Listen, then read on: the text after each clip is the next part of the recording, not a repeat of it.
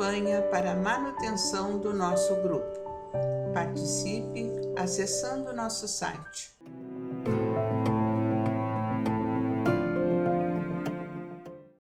Olá, meus amigos, estamos mais uma vez aqui para dar prosseguimento ao livro Nosso Lar, pelo espírito do nosso querido André Luiz, na vida no mundo espiritual, né?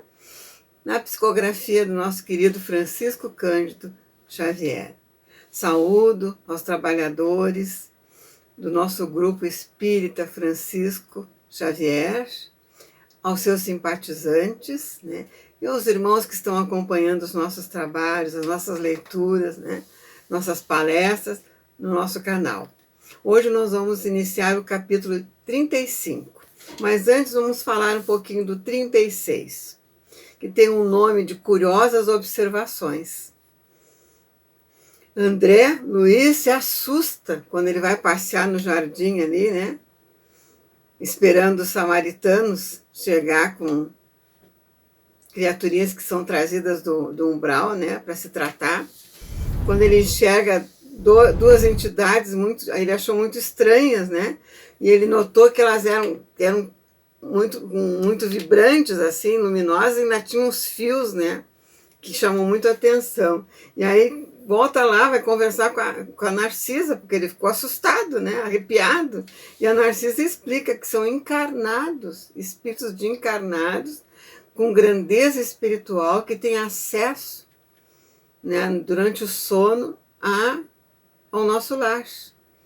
Vejam só, e aqui na Terra eles têm uma simplicidade que ninguém percebe, né? Que convive no meio da gente, né? São pessoas normais. Muito lindo isso, né? E o capítulo 34, que é muito interessante, né?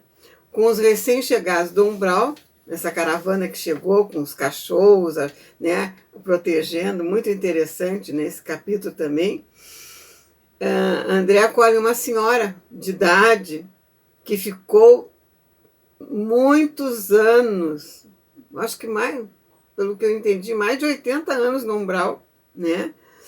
Ele começa a conversar com ela se mostrou católica e contou a história que era fazendeira, reclamou muito que o lugar que ela estava era o purgatório, né? Era o inferno, o purgatório, era por aí que ela estava, né? E relatou que, quando era viva, ela era fazendeira, permitia o maltrato dos seus escravos, porque ela acreditava que eles não tinham mal. O próprio padre que ia na fazenda uma vez por mês fazer a missa já tinha dito em confissão para ela. Então ela viveu dentro dessa concepção, né? Considerando ele sem alma, maltratando. E ficou, né? Sofrendo e ainda não se deu conta, né? O processo todo que ela vivenciou. Bom, agora nós vamos entrar no 35, que tem um título Encontro Singular, que é outro capítulo muito bom também. Aliás, esse livro todo é maravilhoso, né? A gente vai lendo e vai saboreando e vai aprendendo, né? Bom, guardavam-se apetrechos da excursão, recolhiam-se animais de serviço, quando a voz de alguém se fez ouvir carinhosamente ao meu lado. André, você aqui? Muito bem, que agradável surpresa. Voltei-me surpreendido e reconheci no samaritano que assim falava o velho Silveira, pessoa do meu conhecimento, a quem meu pai, como negociante inflexível, despojara um dia de todos seus bens. Olha só. Justo acanhamento dominou-me, então. Quis cumprimentá-lo, corresponder ao gesto afetuoso, mas a lembrança do passado paralisava-me de súbito. Não podia fingir, naquele ambiente novo onde a sinceridade transparecia de todos os semelhantes.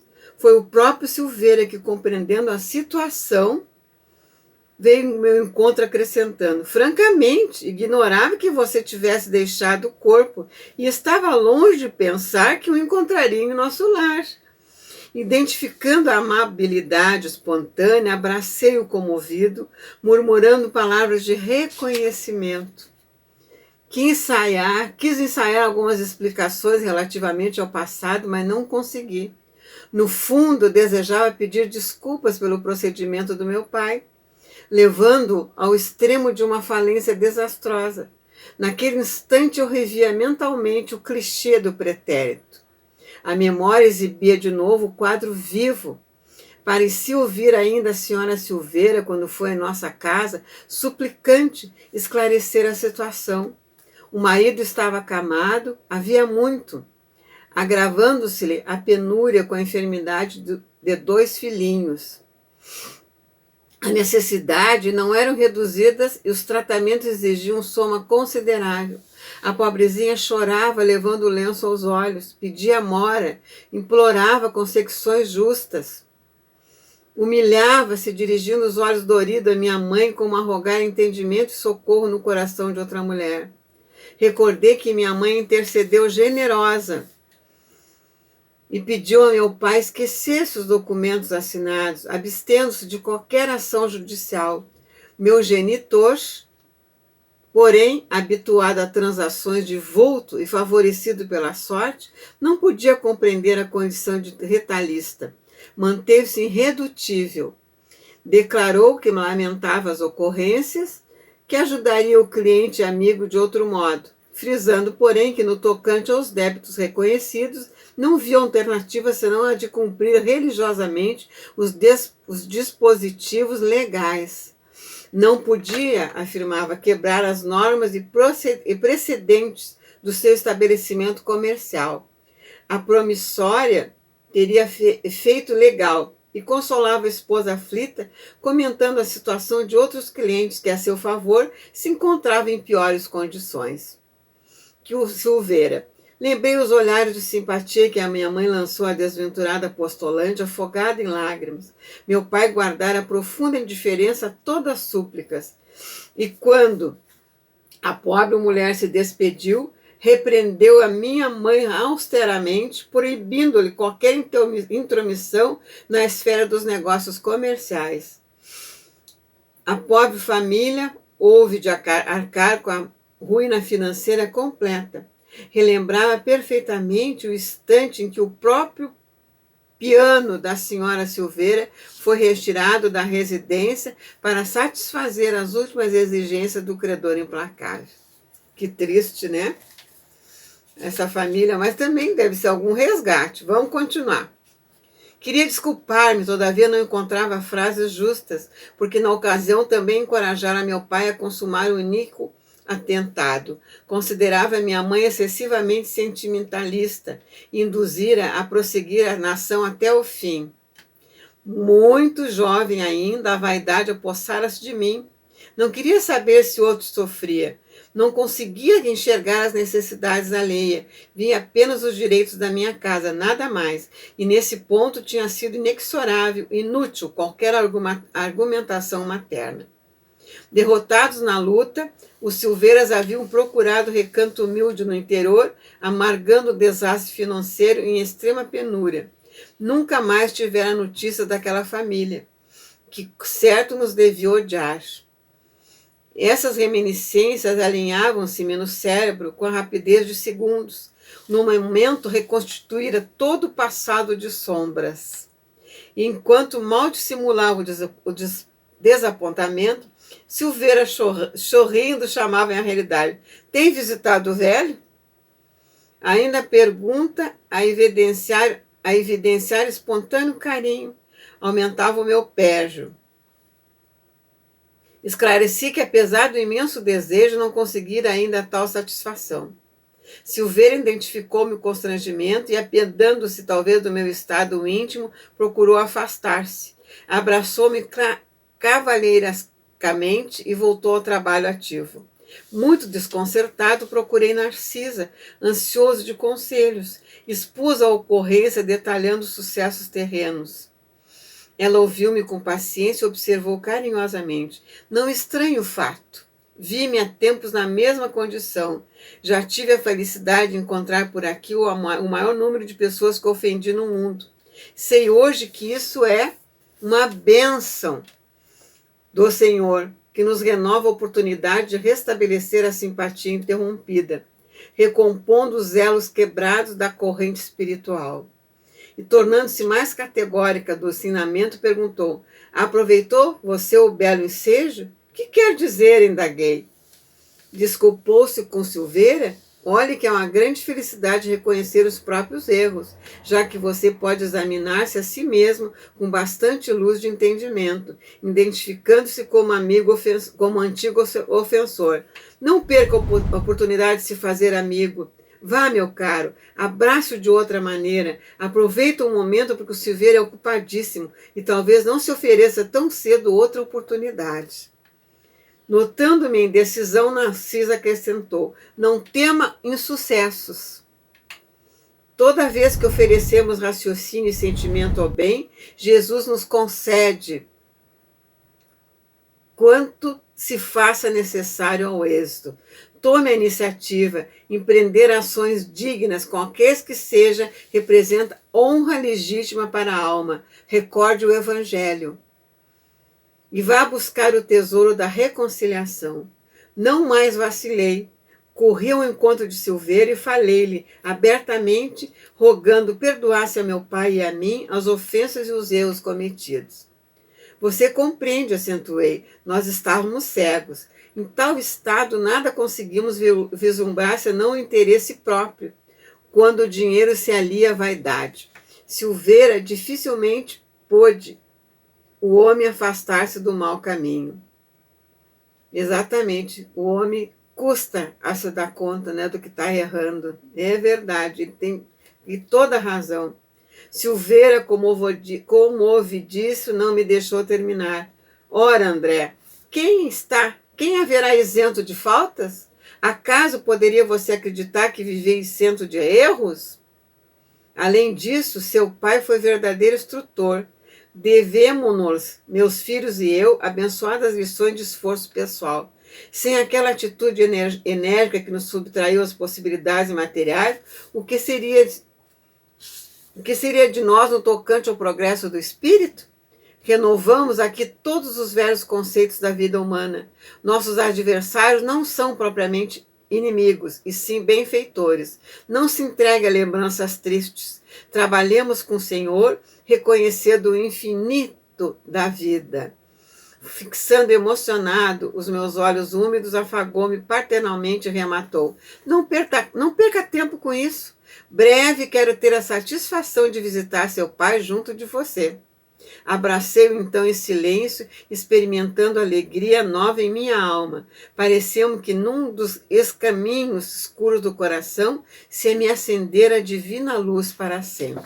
Que coisa bem linda, né? Esse exemplo do seu Silveira, né? Olha só que grandeza espiritual. Ainda agradeceu pelo fato, né, da lição que ele aprendeu aqui na Terra, né? Bom, agora vamos para o 36. O sonho é o título, né? Prosseguir os serviços incessantemente, enfermos exigindo cuidado, perturbados reclamando dedicação. Ao cair da noite já me senti integrado no mecanismo dos passes, aplicando-o aos necessários de toda sorte. Pela manhã regressou Tobias às câmaras, e mais por generosidade que por outro motivo. Estimulou-me com palavras animadoras. Muito bem, André, exclamou ele contente. Vou recomendá-lo ao ministro Genésio, e pelos serviços iniciais receberá bônus em dobro. Olha, viu, ele já está começando a juntar os bônus hora, né? Que beleza! Ensaiava a palavra de reconhecimento quando a senhora Laura e Lísia chegaram e me abraçaram. Sentimos-nos profundamente satisfeitos, disse a generosa senhora, sorrindo. Acompanhei-o em espírito durante a noite, e sua estreia no trabalho é motivo de justa alegria em nosso círculo doméstico. Disputei a satisfação de levar a notícia ao ministro Clarencio, que me recomendou o cumprimentasse em nome dele.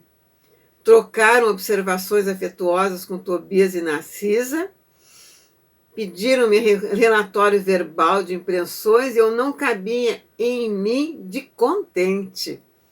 Minhas alegrias sublimes, porém, reservavam-me para depois.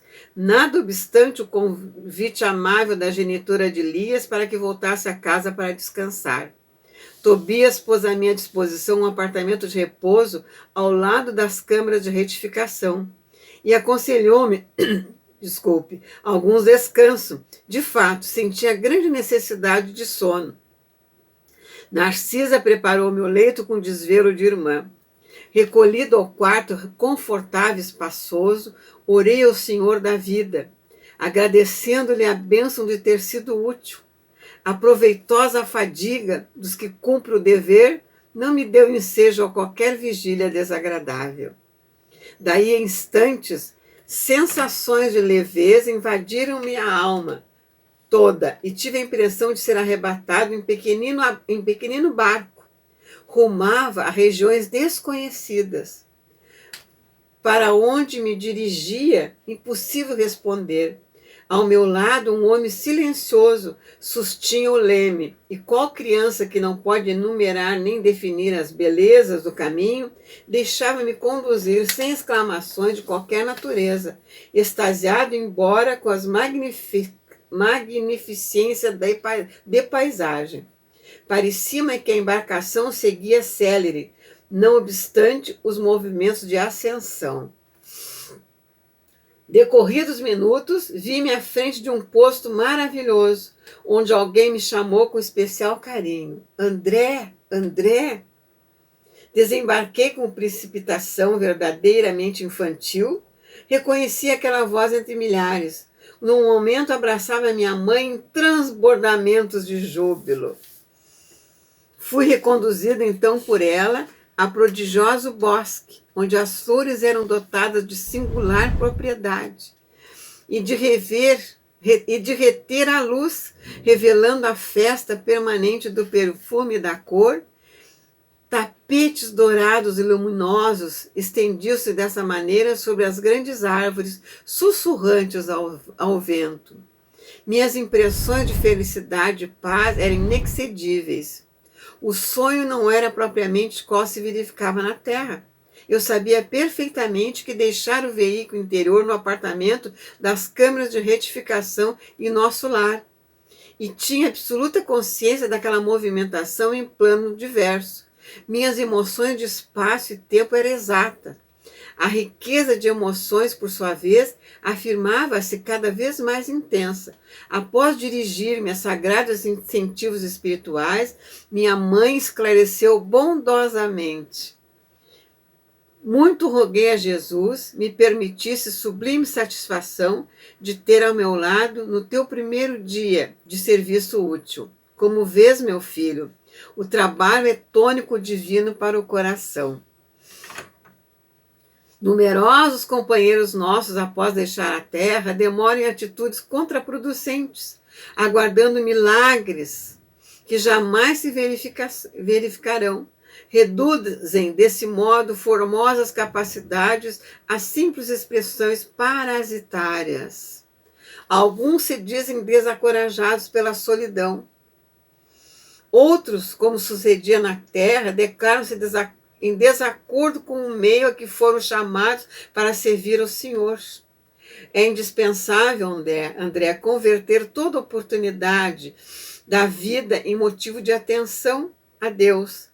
Nos círculos inferiores, meu filho, o pranto de sopa ao faminto, o bálsamo do leproso, e aqui tem uma nota. Na época em que essa obra foi escrita, esse termo era comum, mas atualmente é considerado pejorativo ou preconceituoso. Hanseníase, morféia, mal de Hansen ou mal de Lázaro é uma doença infecciosa causada pela bactéria Mycobacterium leprae, também conhecida como bacilo de Hansen, que afeta os nervos e a pele, podendo provocar danos severos. Muito boa explicação, né, da mãe. Vamos continuar. O gesto de amor ao desiludido são serviços divinos que nunca ficarão deslembrados na casa de nosso Pai. Aqui, igualmente, o olhar de compreensão ocupado, a promessa evangélica aos que vivem no desespero, a esperança ao aflito, constitui bênção de trabalho espiritual que o Senhor observe e registra a nosso favor. A fisionomia de minha genitora estava mais bela do que nunca. Seus olhos de Madonna pareciam irradiar humanidade sublime, luminosidade sublime. Suas mãos transmitiam-me, no gesto de ternura, fluidos criadores de energias novas, a paz de cariciosas emoções. O Evangelho de Jesus, meu André, continuou amorosamente. Lembra-nos que há maior alegria em dar do que receber. Aprendamos a concretizar semelhante princípio no esforço diário a que fomos conduzidos pela nossa própria felicidade. Dá sempre, filho meu, sobretudo jamais esqueça dar de si mesmo. Em tolerância construtiva, em amor fraternal e divina compreensão.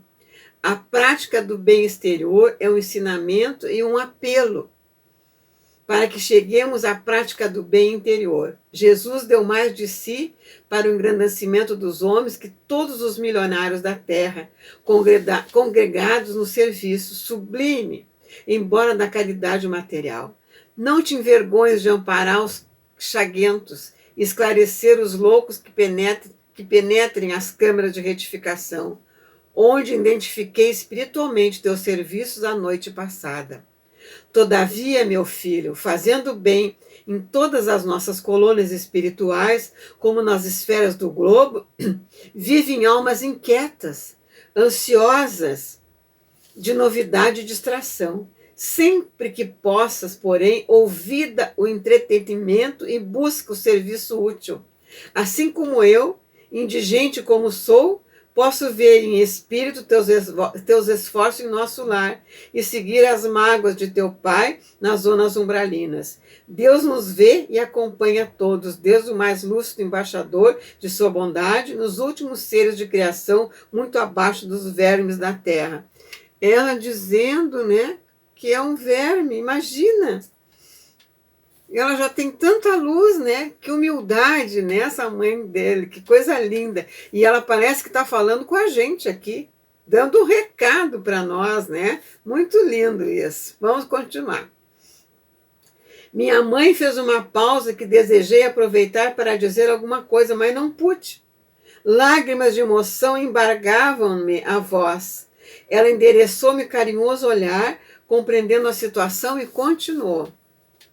Conhecemos aqui na maioria das colônias espirituais a renumeração de serviço do bônus hora. Nossa base de compensação une dois fatores essenciais. O bônus representa a possibilidade de receber alguma coisa dos nossos irmãos em luta ou de renumerar alguém que se encontra em nossas realizações. Mas o critério quanto ao valor da hora pertence exclusivamente a Deus. Na bonificação exterior, pode haver muitos erros de nossa personalidade falível, considerando nossa posição de criaturas em labores de evolução como acontece na Terra. Mas no que concerne ao conteúdo espiritual da hora, a correspondência direta no servidor e as forças divinas da criação. É por isso, André, que nossas atividades experimentais no progresso comum, a partir da esfera carnal, sofrem contínuas modificações todos os dias. Tabelas, quadros e pagamentos são modalidades de experimentação dos administradores a quem o Senhor concedeu a oportunidade de cooperar nas obras divinas da vida. Assim como concede à criatura o privilégio de ser pai ou mãe, por algum tempo na Terra e em outros mundos.